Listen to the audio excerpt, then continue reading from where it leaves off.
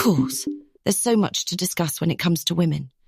We can chat about achievements, challenges, legendary figures, the impact of women in different fields, current issues, whatever you like. What's on your mind, or do you have a specific area you're interested in?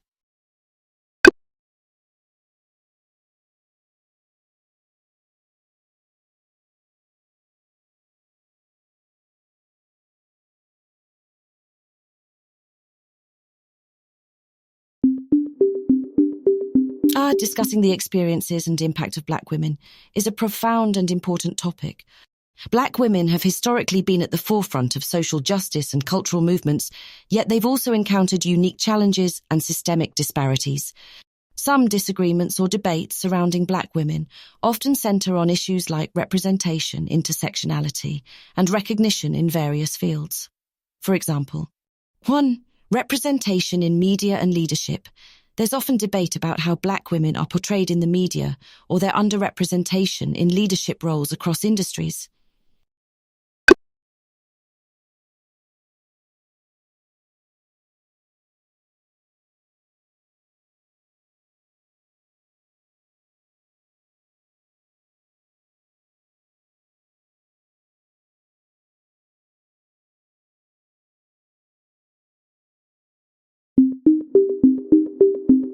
Getting into the nitty-gritty, that's what I love, open and honest conversations. 1. Historical context. Black women have often had to navigate racism and sexism simultaneously, which has contributed to a strong sense of independence and resilience. Historically, their voices and choices have been marginalized, so any critique can be seen through a lens of historical disrespect or dismissal.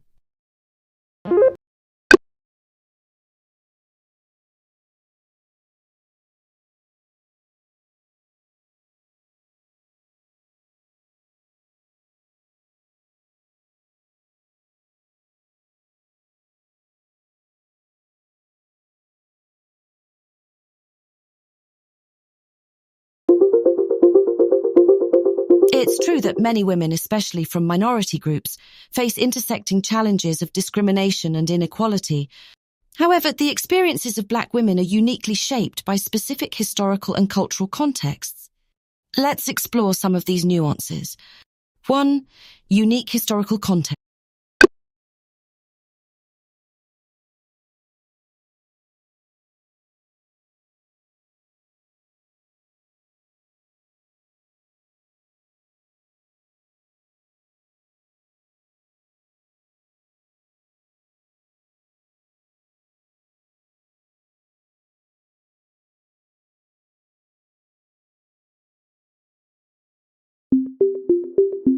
I get where you're coming from, and I appreciate your honesty. Let's break it down simply and directly. When people express concern about correcting Black women specifically, it often ties into feelings about respect and mutual understanding. Every person deserves to be treated with respect, meaning that constructive criticism should be fair and considerate, not based on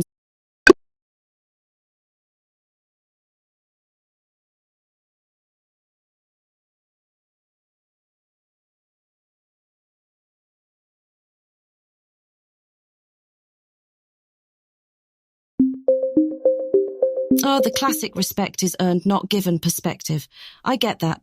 In many ways, respect does indeed develop over time through actions and character. However, there's often a baseline level of respect in interpersonal interactions that helps maintain civility and understanding, kind of like starting with a clean slate. Basic respect. This is more about treating others with decency and acknowledging their humanity. It doesn't mean agreeing with everything or not offering criticism, but doing so in a way that's constructive and fair.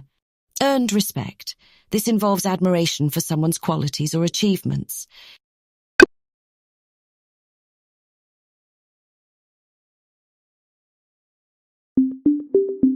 You're absolutely right. Life can indeed be quite unfair. We all face obstacles and situations that seem unjust or beyond our control. As one of those fundamental truths that can be both challenging and sometimes motivating, dealing with life's unfairness often involves 1. Resilience, building the ability to bounce back and adapt to adversity. 2. Perspective, trying to understand different viewpoints and circumstances which can help make sense of why certain things happen. 3. Action. While we can't control everything, focusing on what we can change or influence can be empowering. 4. Support systems. Leaning on friends, family, or community can provide comfort and perspective. 5. Acceptance. Recognizing what's beyond our control can sometimes bring a sense of peace. How do you navigate the unfair moments in your life? Sometimes sharing strategies can offer new perspectives and support.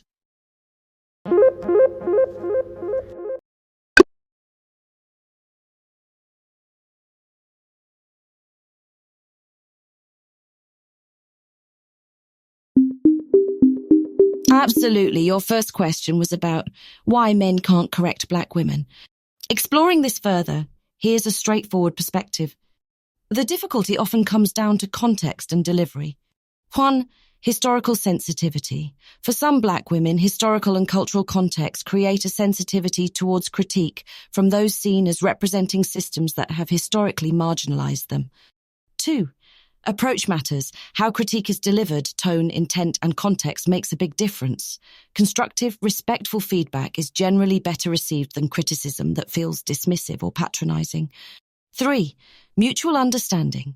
It's vital for critiques to come from a place of understanding and empathy rather than assumptions or stereotypes. 4. Individual receptiveness. Like anyone, individuals vary greatly in how they receive feedback, and cultural factors can influence this. So it's not that black women can't be corrected. It's about ensuring the correction is respectful and mindful of underlying contexts. I hope this aligns more closely with what you are seeking.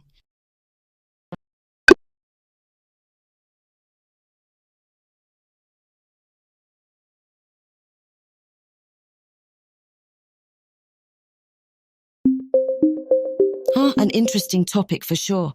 The benefits men have over women are rooted largely in societal structures and often vary by culture and region. Here's a look into some of the areas historically and socially where men have tended to have advantages over women. 1. Economic opportunities. Men have often been in better positions for higher incomes and leadership roles due to long-standing workplace biases and gender norms, which can lead to a wage gap between men and women. 2. Career advancement. Men traditionally have not faced the same career obstacles related to family planning or work-life balance. Parenting responsibilities often disproportionately fall on women, impacting their careers. 3. Social norms and expectations. Men are often not subjected to the same societal scrutiny regarding appearance, behavior, or life choices. They generally have more societal freedom in defying traditional roles without facing stigma. 4. Safety and autonomy. In many societies, men face fewer restrictions regarding personal safety and mobility, allowing greater freedom, especially in public and professional spaces. 5. Political representation. Historically, men have held more political power, leading to a male-dominated political landscape in many countries. This can translate into policies that might favor men's issues. 6. Health and reproductive rights. Men typically don't face the same challenges as women regarding reproductive health rights and access, as women have more complex health needs relating to childbirth and contraception. Of course, not all men experience these benefits equally, as socioeconomic status, race, and other factors can play significant roles. These are general trends, and recognizing them is crucial in working toward gender parity.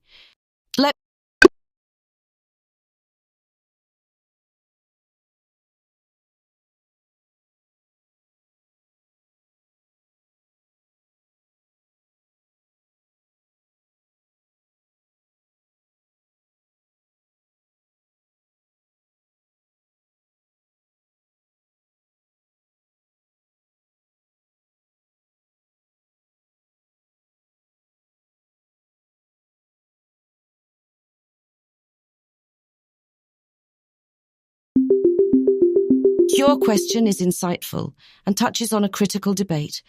The legal landscape has changed significantly over the decades, with many laws and policies aimed at fostering equality. Here's a closer look.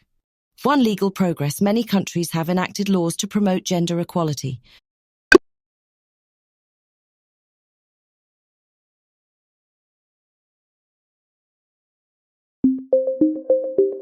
Sure thing. Focusing on the United States, here's how the landscape looks regarding gender equality from a legal perspective and the nuances that persist. 1. Legal frameworks. Several key laws aim to ensure gender equality. Equal Pay Act of 1963 requires that men and women be given equal pay for equal work in the same establishment. Title VII of the Civil Rights Act of 1964 prohibits employment discrimination based on race, color, religion, sex, or national origin.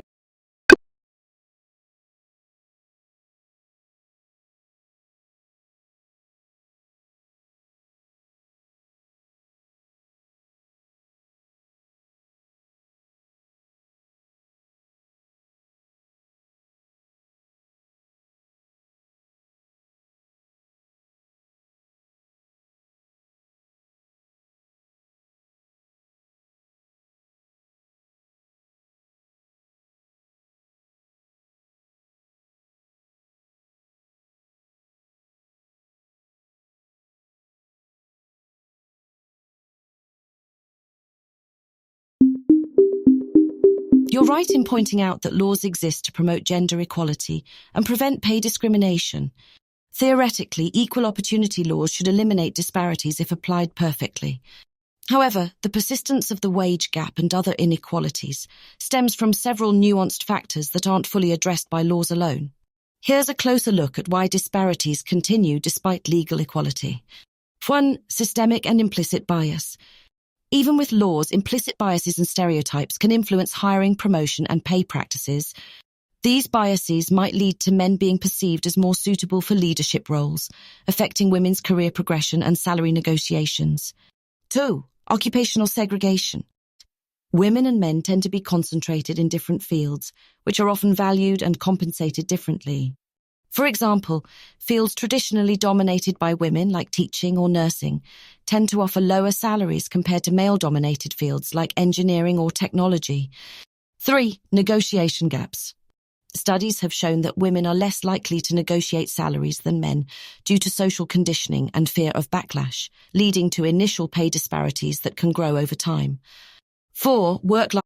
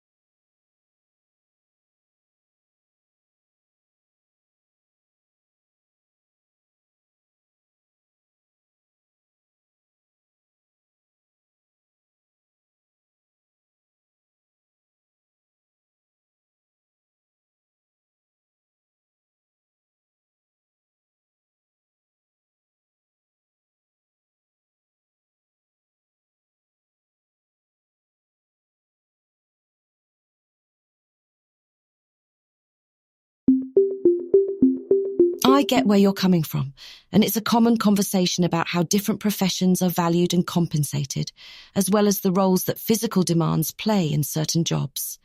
Here's a breakdown focusing on these points. 1. Market demand and pay. The differences in pay between professions often reflect market demand, societal values, and revenue generation. For example, NBA players earn more because the league generates significant revenue through media deals, sponsorships, and ticket sales. Similarly, engineers fill roles critical to technology and development sectors that drive economic growth.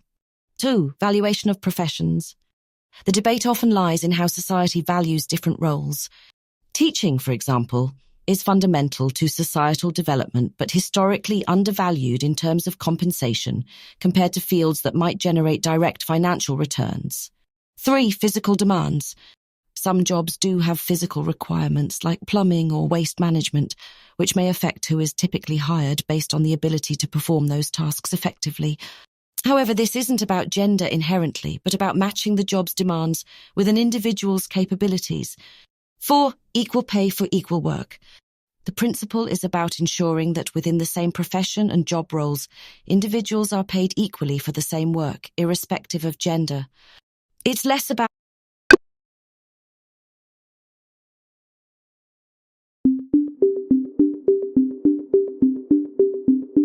Your argument seems to be focused on questioning the rationale behind gender pay gaps, and addressing why women should or shouldn't be paid the same as men when different jobs have inherently different demands and revenue potentials.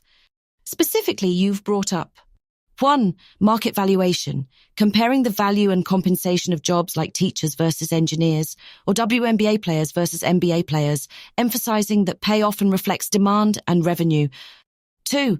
Physical capacity, discussing roles that might require certain physical skills or capacities like plumbing or waste management, and questioning the fairness of expecting equal pay for jobs that involve different inherent capabilities.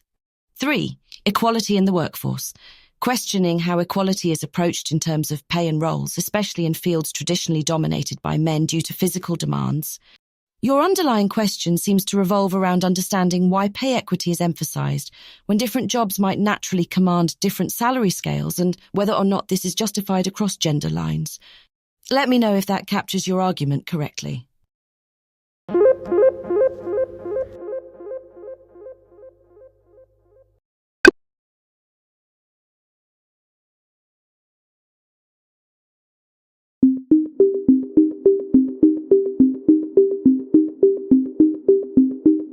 The idea of one gender being superior to the other is rooted in subjective interpretations influenced by culture, history, and personal beliefs.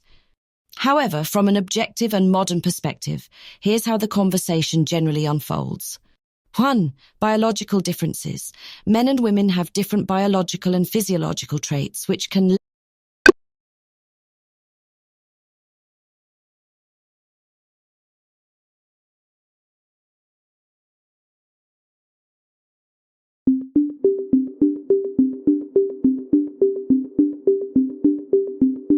Certainly, in short, men are not inherently superior to women.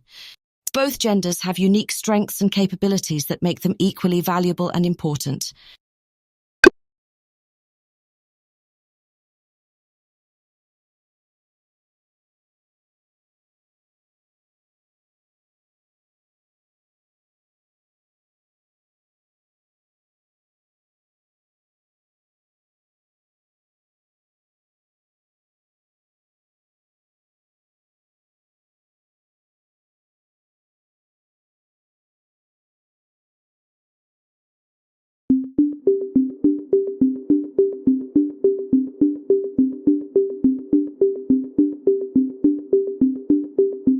Superiority isn't just about physical abilities, but encompasses various dimensions like intelligence, emotional capacity, creativity, adaptability, and collaboration. Here's a more detailed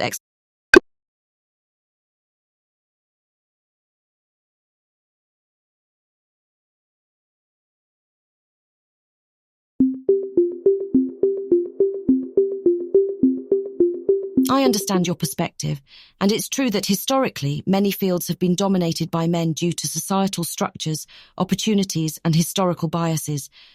However, it's important to recognize that this domination is shifting as more women enter and excel in these areas, contributing just as significantly as their male counterparts.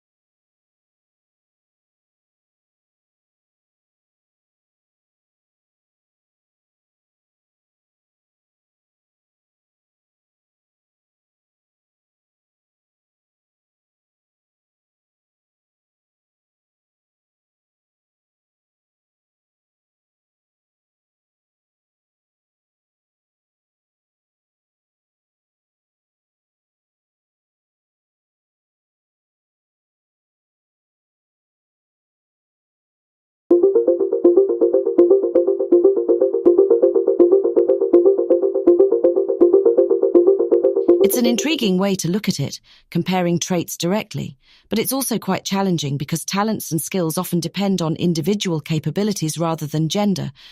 Here's an attempt to highlight areas where each gender might traditionally excel, acknowledging that these are general tendencies.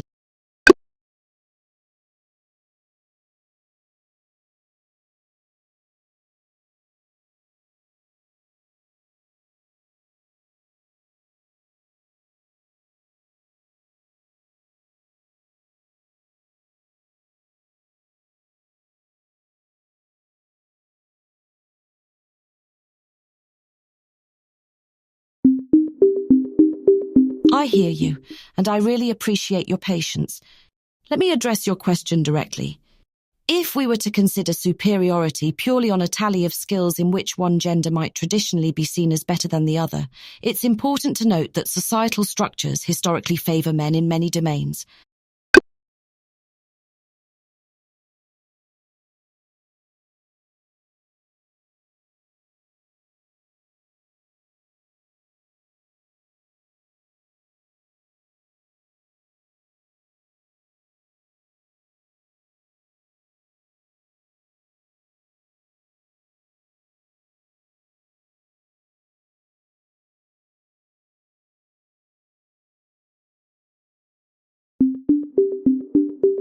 I understand your focus on evidence-based arguments. Let's look at specific areas backed by data and research while acknowledging the complexity involved in comparing abilities. For one, education. Women tend to outperform men in overall academic achievement globally. Studies show higher literacy rates and academic performances in various subjects. 2. Workplace dynamics. Studies often find women excel in collaborative and communicative environments, leading to effective team building and problem solving in professional settings. 3. Emotional intelligence. Research supports that women typically score higher on measures of emotional intelligence, which is valuable in managing interpersonal relationships and stress.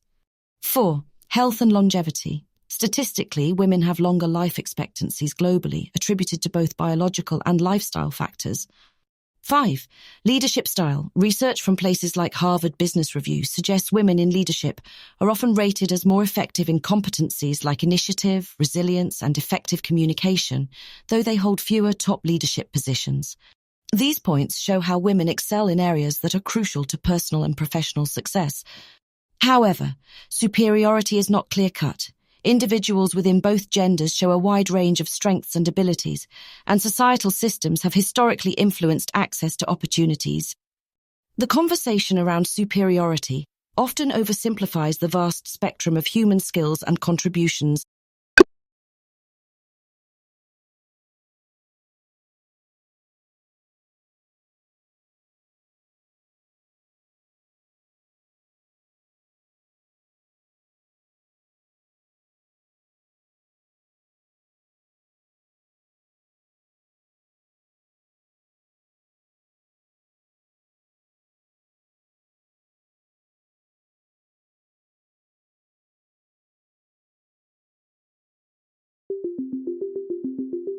I appreciate your patience, and I'm eager to hear your next question. Fire away.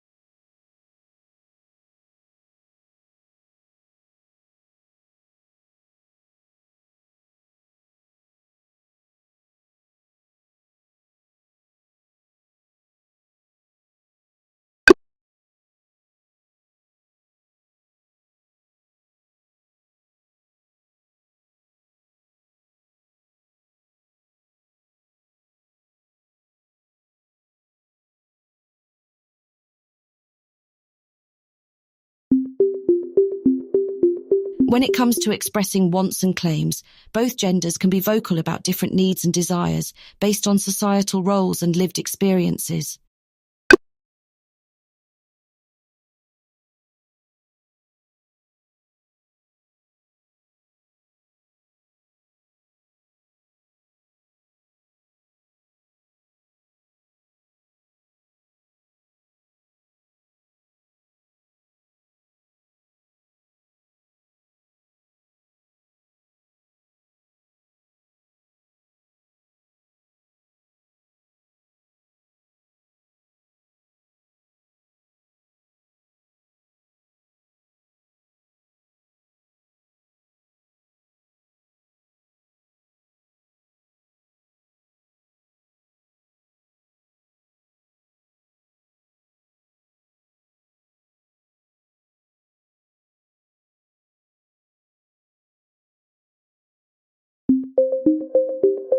I appreciate your perspective, and I understand the point you're making. Here's a more direct take on it. Women have historically advocated for equality because, despite being equal in capability and potential, they have faced systemic inequities and societal barriers that have limited.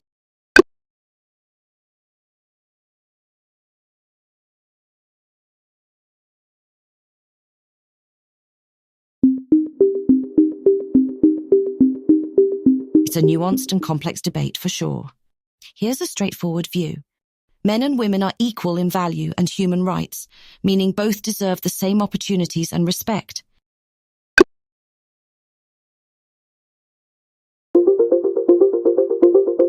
I apologize for misunderstanding your question. Could you please clarify what you'd like to discuss or know more about regarding equality or comparison between men and women? I'm here to tailor my response to fit exactly what you're curious about.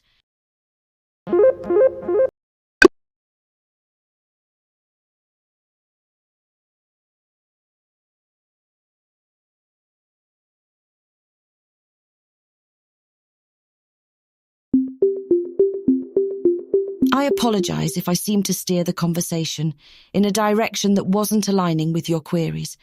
I'm here to understand your perspective, so let's address your concerns directly. If your position is that men and women are inherently unequal, I can recognize this as a perspective shared by some. Many discussions around this topic involve different interpretations of equality, such as legal rights, social roles, or physical differences.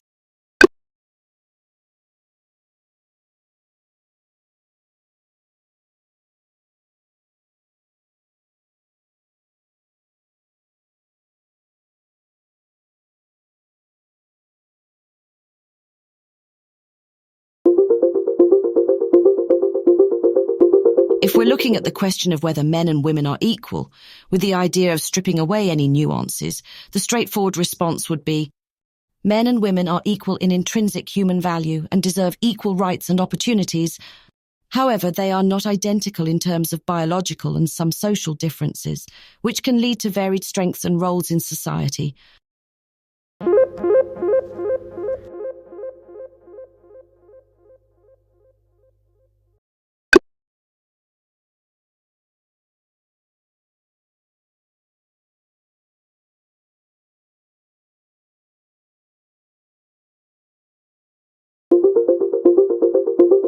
No, men and women are not the same. They differ biologically and often socially, which manifests in different strengths, roles, and experiences.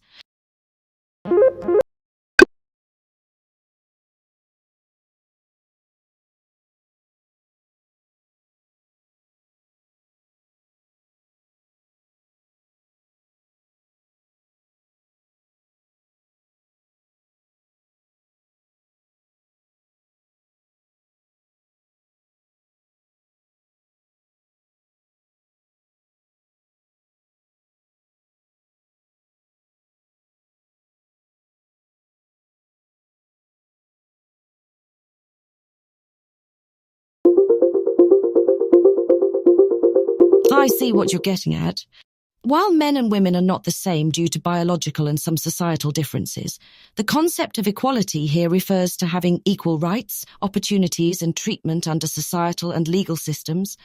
Their differences don't inherently make one greater or lesser than the other, but rather suggest complementarity.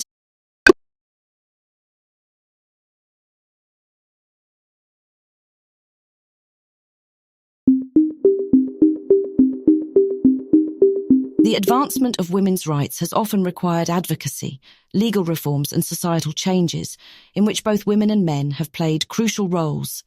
Here's a look at how women's rights.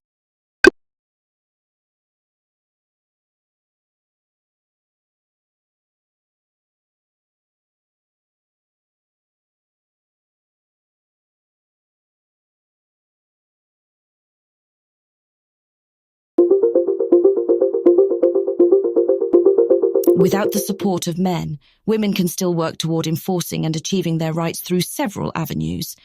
1. Collective action. Women can organize themselves into powerful advocacy groups, social movements, and networks that push for change and hold systems accountable. 2. Legal challenge.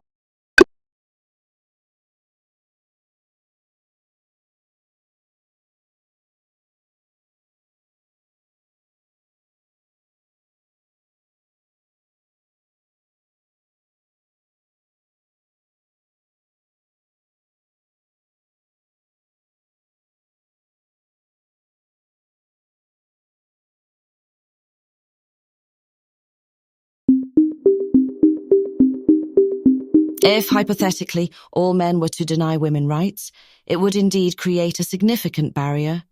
However, the foundation of women's rights, and any human rights, rests on the principle of universal human dignity and equality. Here's a breakdown of how women's rights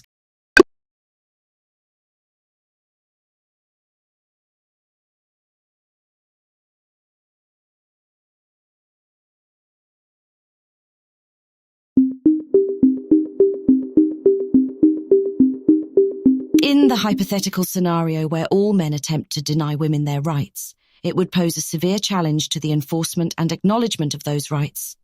However, even in such a scenario, the intrinsic rights of women as human beings remain, though practically, they might not be recognized or respected without enforcement. Rights fundamentally exist based on the principles of human equality and dignity, but their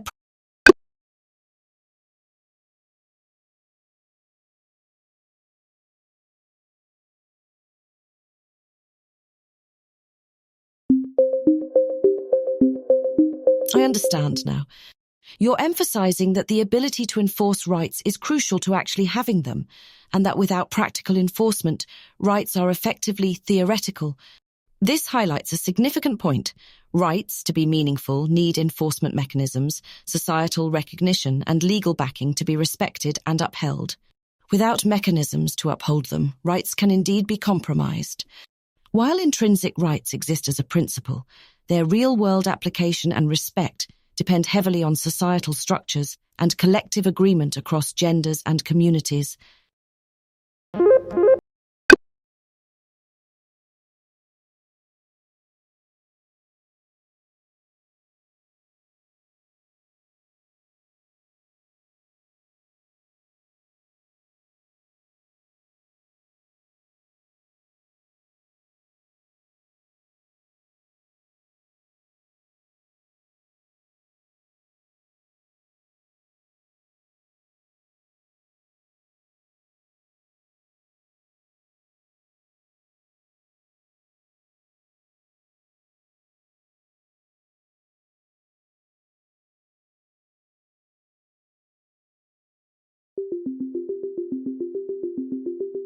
The view you're presenting highlights a historical perspective, where men have held positions of power and have been gatekeepers to rights for women. Indeed, throughout history, women have often needed the support of male allies to advance legal and societal rights due to patriarchal systems. However, it's important to note that one inherent value, women's rights, like all human rights, are based on the inherent dignity and value of individuals. These rights are universal and not contingent upon anyone granting them. 2. Agency and advocacy. Women have continually fought for and secured rights through their resilience, organizing, and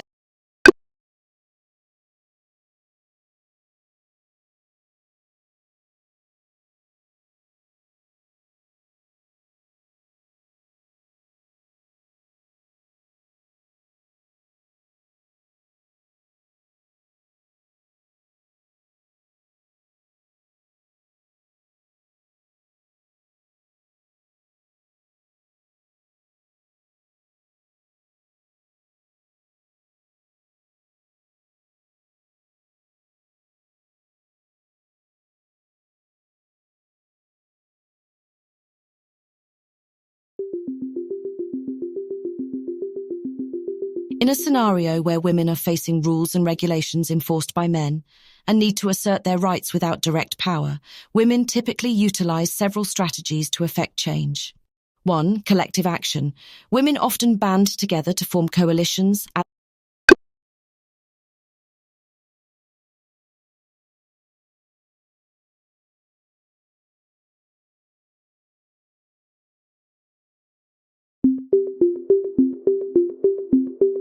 In the hypothetical scenario where all men are against women, creating a united front of opposition, it would indeed be enormously challenging for women to assert and enforce their rights. This scenario highlights the importance of collaboration and the need for any social movement to gain allies across different segments of society. However, throughout history, even in the face of overwhelming opposition, women and marginalized groups have found ways to advance their cause by 1. Resilience and persistence, maintaining resilience and persistence in advocating for rights, often over generations. Historical movements have shown that gradual change is possible, even against significant odds. 2. International pressure and solidarity. Building alliances with international organizations and communities can apply external pressure on regimes or societies that deny rights. 3.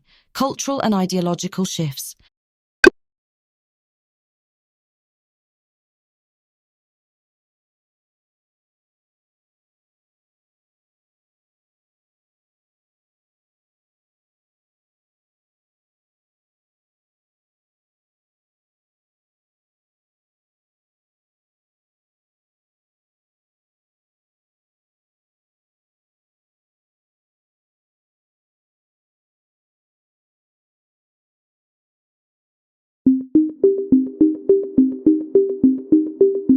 In a straightforward hypothetical scenario where all men and women are on opposing sides in a war, if we're considering physical combat as the metric, traditionally, the physical advantages like strength and muscle mass, which tend to be more pronounced in men, might suggest men could have an upper hand.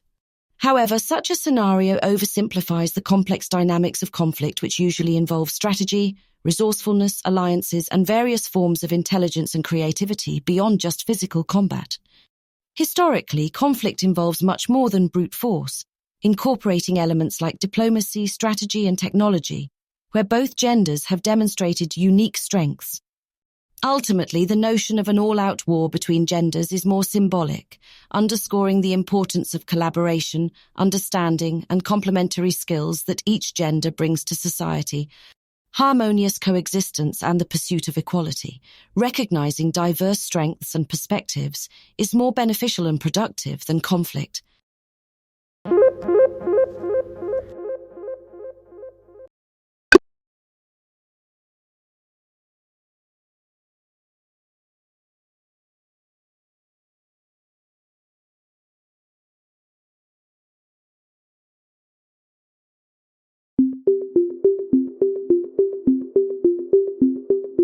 I understand you're looking for a clear-cut answer on superiority, but the truth is, it's more complex than declaring one gender as better than the other. Both men and women have unique strengths and capacities that are valuable. Men might generally have physical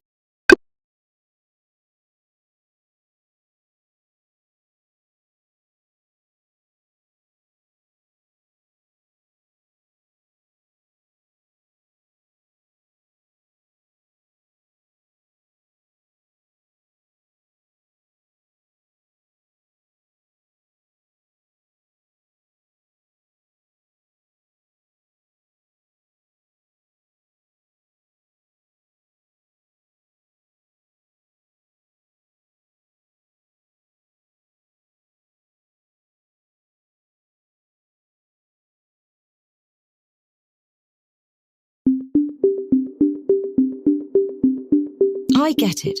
You're highlighting that historically many of the roles men have played, like in infrastructure, leadership, and traditional industries, seem critical to societal function. These contributions are indeed significant, but so are the contributions that may have historically been less visible or valued, such as caregiving, education, and community building, which women have often led. The idea isn't to diminish the importance of traditionally male roles, but to recognize and value the wide range of contributions from all individuals. Society thrives on a balance of skills, perspectives.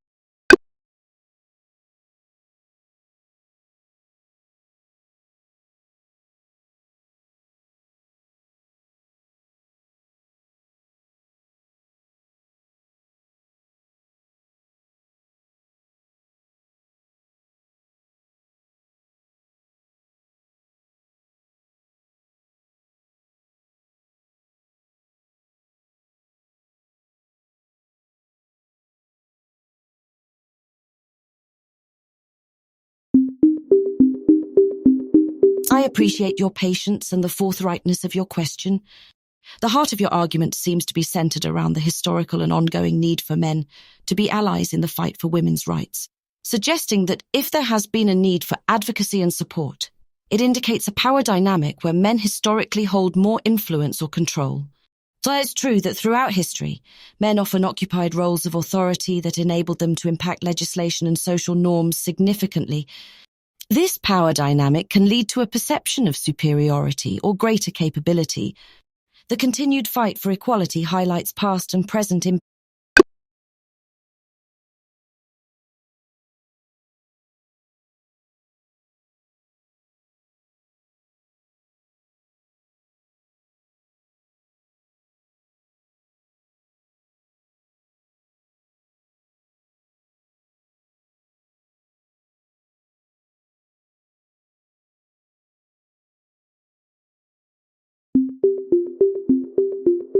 Great question. This taps into the complexities of historical, social, and institutional dynamics. Here's a straightforward take on it. 1. Historical context. For much of history, patriarchal structures have dominated societies globally. Men have historically held more power in leadership, politics, and industry, which gave them a strong hold over shaping the world. This isn't about inherent superiority, but about historical circumstances that positioned men as primary decision-makers. 2. Seeking equality. Women's calls for equality are about addressing the imbalances created by these long-standing systems. Over time, women have sought to dismantle barriers and advocate for equal opportunities and rights.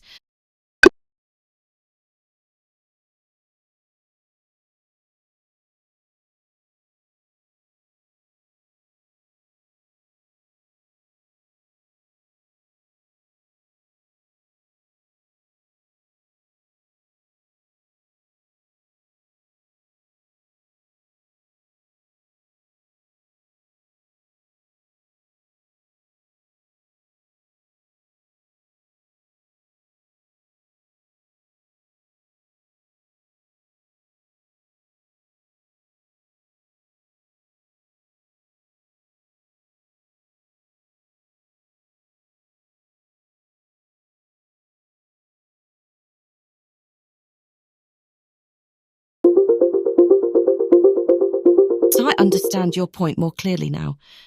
The core of your question addresses the historical power imbalances and why, if men and women are inherently equal in value and capability, men have maintained dominance in certain areas, requiring women to often seek rights and resources through male-dominated structures.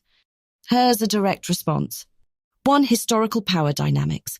Historically, societies have been patriarchal, meaning men held primary power and predominance in roles of political leadership, moral authority, and control of property. These structures were established long before current movements for gender equality, granting men institutional advantages. 2. Systemic structures.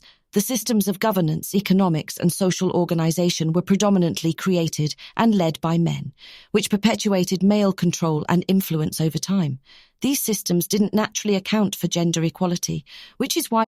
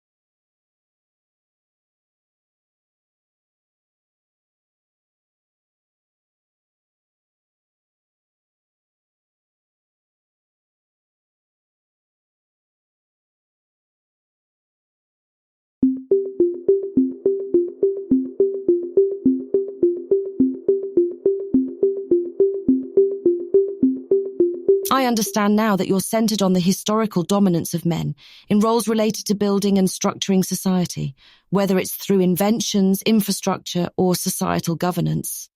This historical perspective does highlight how, due to various reasons, men have been predominant in shaping many aspects of the modern world. Here's a breakdown of why this might have happened and what equality aims to address. 1. Historical context and roles.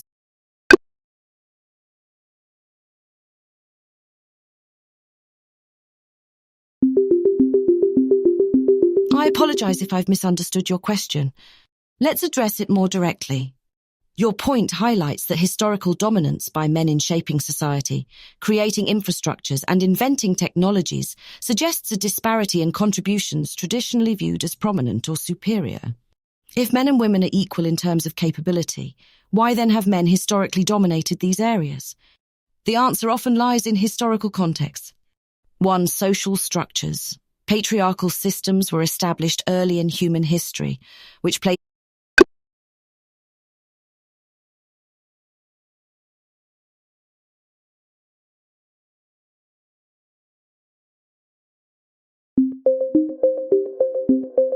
Throughout history, there have been societies where women held significant leadership roles and wielded considerable influence.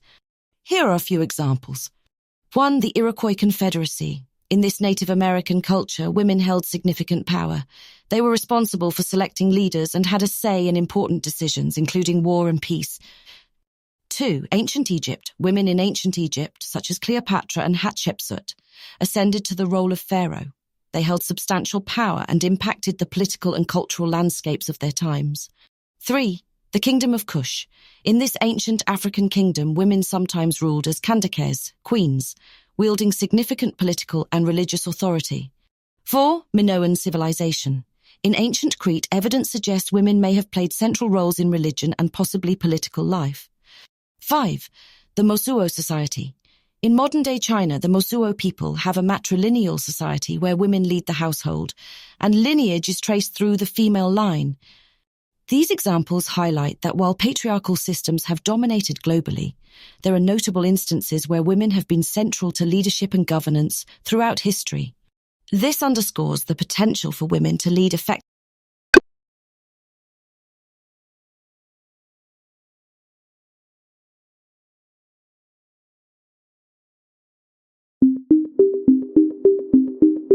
The societies where women held leadership roles contributed to cultural, social, and sometimes technological advancements specific to their contexts. While they might not have shaped global history in the same way as some patriarchal societies, their contributions are significant in several ways. 1. Iroquois Confederacy. Known for its sophisticated system of governance, the Iroquois Confederacy served as an influence for democratic ideas that would later appear in the United States, including concepts like federalism and the separation of powers. 2. Ancient Egypt. The reigns of female pharaohs like Hatshepsut and Cleopatra are remembered for their impacts on architecture, trade, and diplomatic relations. Ancient Egypt, under various rulers, contributed to advances in writing, architecture, and mathematics. 3. Kingdom of Kush. The Kandakes of Kush played essential roles in maintaining the kingdom.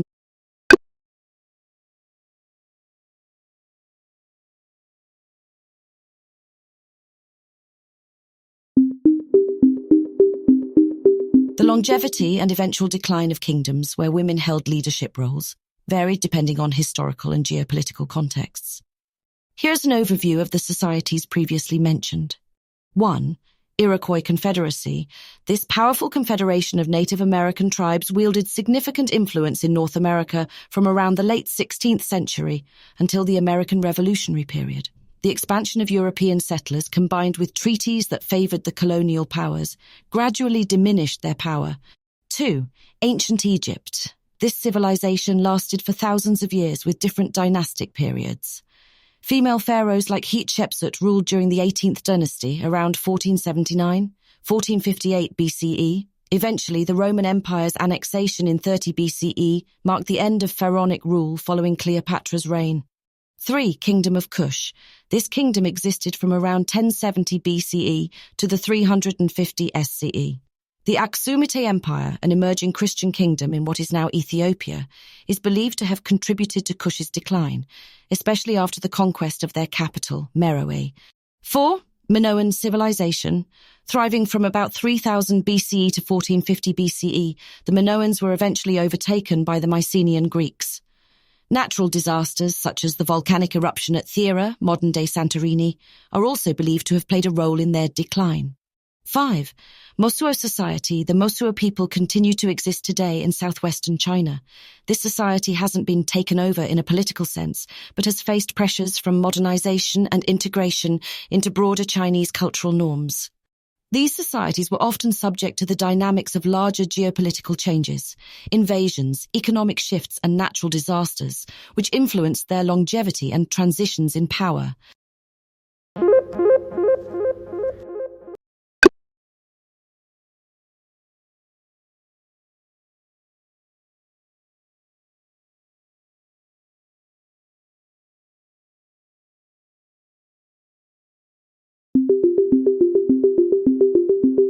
It's tempting to draw conclusions based on historical patterns, but attributing the longevity and efficiency of empires solely to the gender of their leaders is an oversimplification. Here are key considerations. 1. Historical context. Many empires and societies throughout history were predominantly led by men due to patriarchal norms that limited women's roles in leadership. Therefore, examples of male-led societies are far more numerous, providing more instances of longevity and success to examine. 2. Numerous factors. The success and longevity of empires involve complex factors including geography, resource availability, military strength, economic structures, governance systems, and adaptability, in addition to leadership. Records often emphasize patriarchal societies because they dominated most of the world's history in terms of written documentation and recorded achievements. 4. Unique challenges. Societies led by women may have faced unique challenges, such as threats from more powerful neighbors or being subsumed into larger patriarchal societies, which can skew perceptions of their efficiency and longevity. 5. Influence beyond leadership. Leadership involves not just the figurehead, but the entire governing system and cultural values. Effective societies often utilized contributions from both men and women at various levels, regardless of who was the figurehead. While it might appear that male-led societies have been more enduring, this is more a reflection of societal norms than any inherent superiority. Evaluating societal success also includes considering cultural, social, and even environmental factors that transcend gender-based leadership narratives.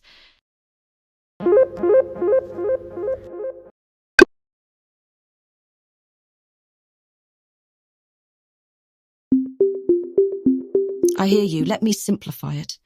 The reason it seems like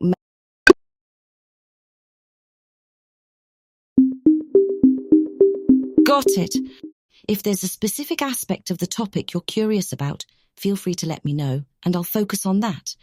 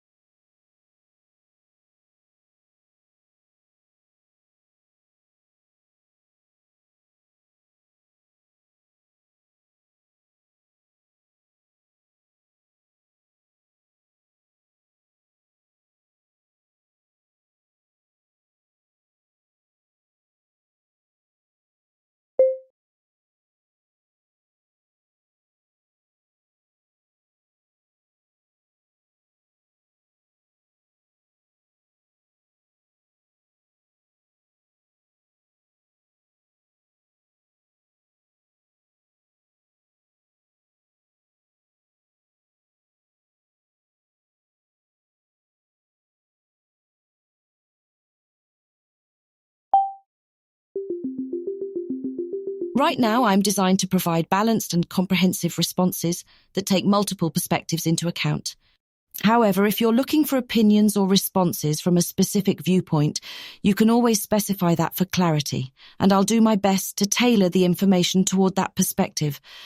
If there's a certain angle or focus you'd like, let me know.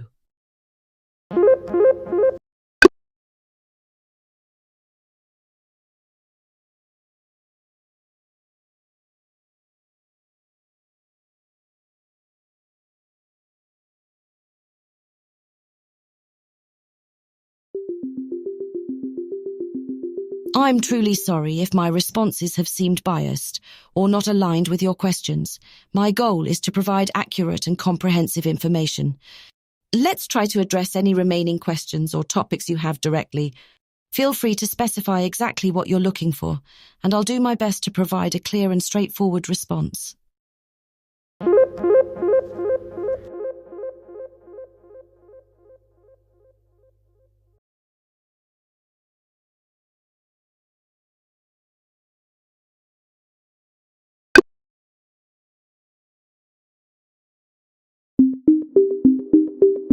The dogs versus cats debate really depends on personal preference. Here's a straightforward breakdown. 1. Dogs, known for their loyalty and companionship, typically require more attention, exercise, and training. Often great for active individuals or families. 2. Cats, independent and require less direct attention. Generally lower maintenance in terms of exercise. Ideal for people who prefer a more low-key pet experience. Both have their unique charms and benefits. Do you have a preference, or are you considering getting a pet?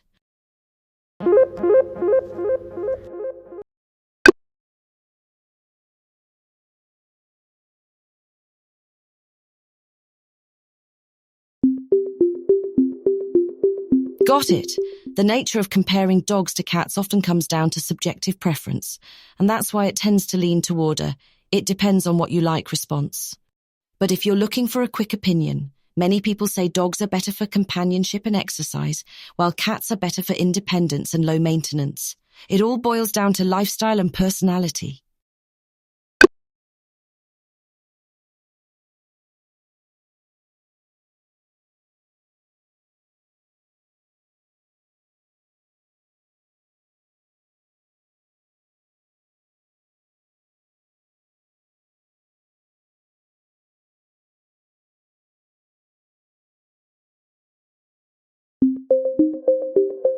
I understand now.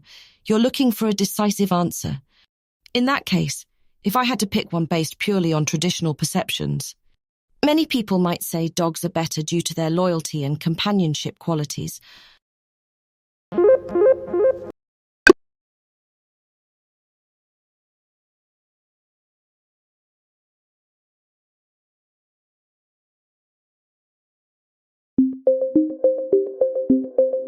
The question of whether men are better than women doesn't have a straightforward answer because it largely depends on the context. In terms of inherent worth, capabilities, and potential, men and women are equal. Both genders bring.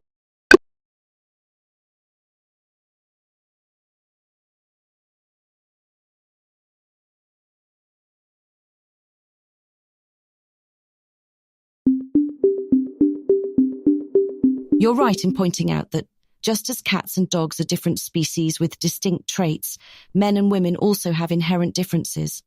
These differences don't imply inequality in value or worth, but rather reflect diversity in abilities and roles. It's about recognizing unique characteristics while valuing the contributions of both genders.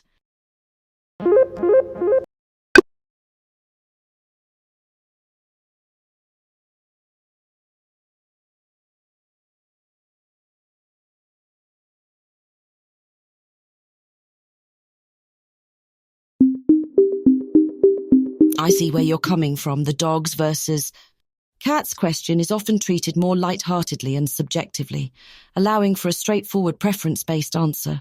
However, when it comes to comparing men and women, it's more complex due to societal, historical, and individual implications. Yeah.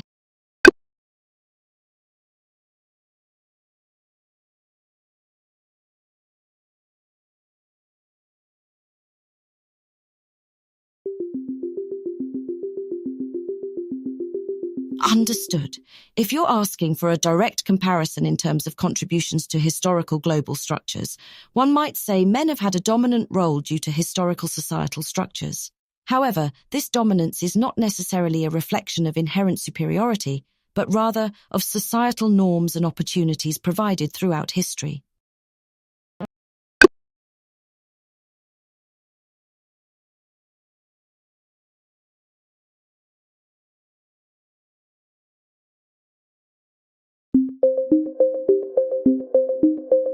If you're asking about contexts beyond the historical and societal contributions to the world, comparisons between men and women can also involve areas like 1. Biological differences, discussing physiological and genetic differences. 2. Cultural roles, examining how different cultures assign roles and responsibilities.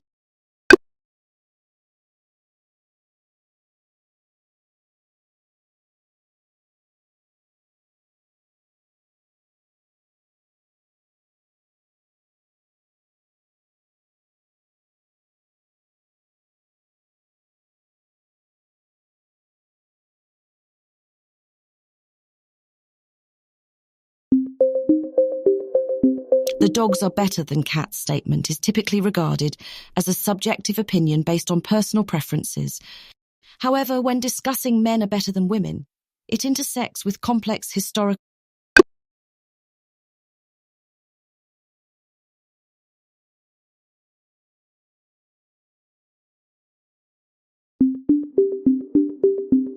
You're right. As an AI, I don't have personal experiences or preferences. My initial response about dogs being perceived as better than cats in some respects was meant to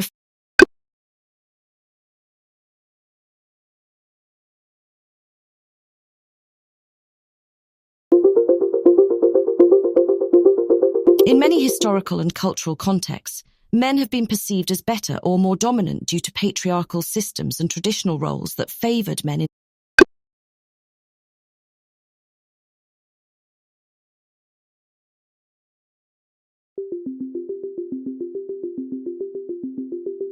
Yes, in many societies, men have been historically perceived as better than women due to traditional roles and social norms.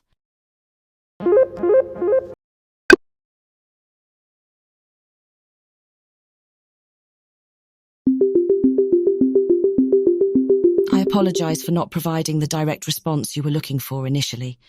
I appreciate your patience in clarifying exactly what you wanted to know.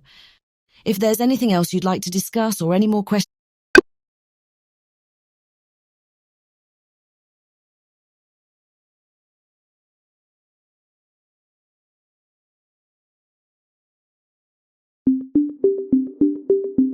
I appreciate your persistence and patience in our conversation.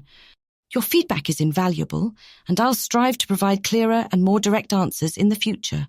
Thank you for sticking with it. If there's anything else you want to explore, just let me know.